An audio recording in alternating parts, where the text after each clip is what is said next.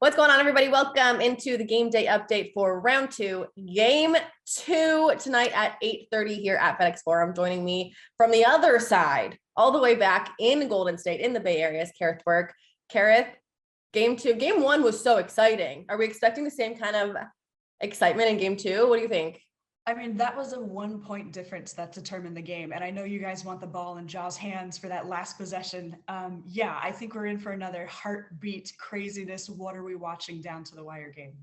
Okay, so I'm going to speak from the Grizzlies side. Obviously, you're coming from the Warriors side. I think one of the main things that the Grizzlies want to get the win tonight is to have both of their DBs. That's Desmond Bane. He's questionable right now, but if he plays, and Dillon Brooks have a better offensive night. But on the flip, we need Dillon Brooks to be able to stop Steph Curry the way that he was able to kind of disrupt him in that way. From the Warriors end, are they happy with how the production was? Like, John Jaren had big games and then kind of no one else.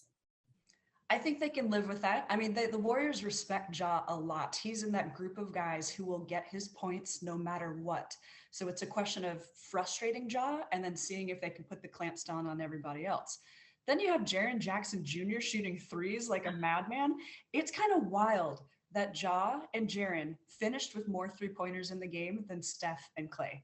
Mm-hmm. So I know I read that and went, what?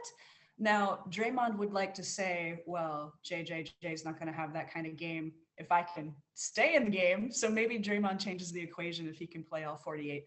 But I think ultimately the Warriors are happy just getting away with a win.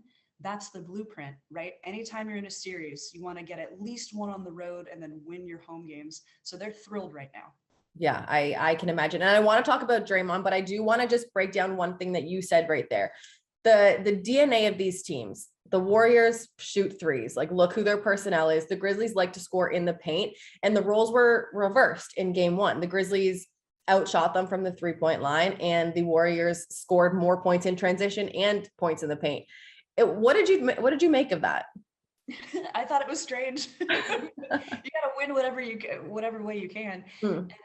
Steph Curry can attack the rim, and Jordan Poole can attack the rim, and then GP2 was an X factor too. So I think it's just sensing the game. I mean, maybe who gets on the free throw line more, maybe who's being the most aggressive, and knowing that perhaps things will kind of regress to the mean.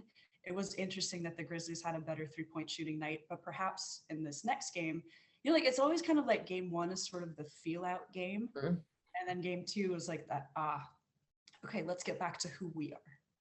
I wanted to bring up Draymond Green because he is a key factor to this Warriors team. Obviously did not play a whole lot in game one. What difference does he make coming into game two? He is their anchor on defense. And when the Warriors want to play small, they have to make sure that they have the defensive side on lock too. So Draymond is the hub of everything that they're doing there. You know, and Draymond spent a lot of comments, maybe you saw his podcast, you know, he thought it was going to be a flagrant one. Regardless, he's kind of saying, I can't tamper down who I am or the team won't be the same. So even though Draymond has these 2 points now, you know, part of his collection for the playoffs, he's not going to change anything. He still needs to be Draymond Green. He still needs to be a pest. And I think the Memphis fans would say he's pretty good at that. Yeah. And you know what? I think he's one of those guys. He's a lot like Dillon Brooks on the defensive end. You don't love playing against him, but you love him when he's on your team. So I don't like anyone not playing personally. Like, I think everyone should be in. If you are healthy, if you are good, like, we love to see a solid 5-on-5 because that's the game that we're here to play. And in that 5-on-5, Jordan Poole has emerged as, like, it is just, I hate saying this, it sounds so cheesy, but a pool party, dare I say. The X factor going into this game, I think, because like you said, there are guys who are going to get their points. Steph should score. Clay should score. Jordan Poole, though, what are the expectations for him? Well, there's a whole merchandise line around Pool Party now because the way that he's yeah, he had an amazing March. He's discovering, I mean, this is the farthest he's ever gone in the postseason before. So he's a third-year player. He's a young guy figuring it out and shining. He had 31 points off the bench. And he's also such a great facilitator too. I think he finished with 9 assists and the 8 rebounds. So he's just figuring out the game altogether. And I think, like Ja, he enjoys being a showman too. He knows how good he is. He knows where the cameras are. He knows how to pump up a crowd. So you see these young guys, you know, your guys too, feeding off of the moment in the spotlight. And I think that's an underrated part of Jordan Poole's game. Yeah, I love that. And you know what? Playoffs is the time to do that. Why not? Kerith, my last question for you. If you were going to pick kind of one, either a stat or a player, and I don't want it to be like Steph having 50 points. Like if you were a Grizzlies fan coming in and we're not super familiar with the Warriors, the one thing that the Warriors need to do to win game 2 would be blank.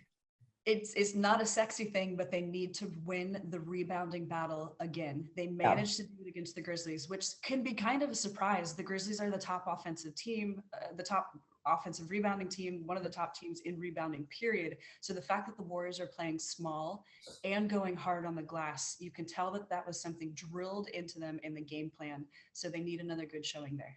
Yeah. Just for everyone at home, Steven Adams is still out. He will not play in game 2. Obviously a big offensive rebounding threat.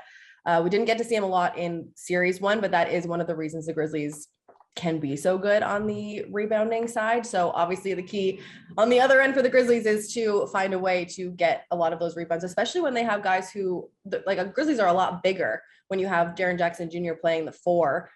He's almost 7 feet tall, but anyway, Kerith, thank you so much. I hope it's another great game today. And I'm excited to continue watching this series. I think it's going to be a really good one down to the wire. Me too. Thanks, KJ.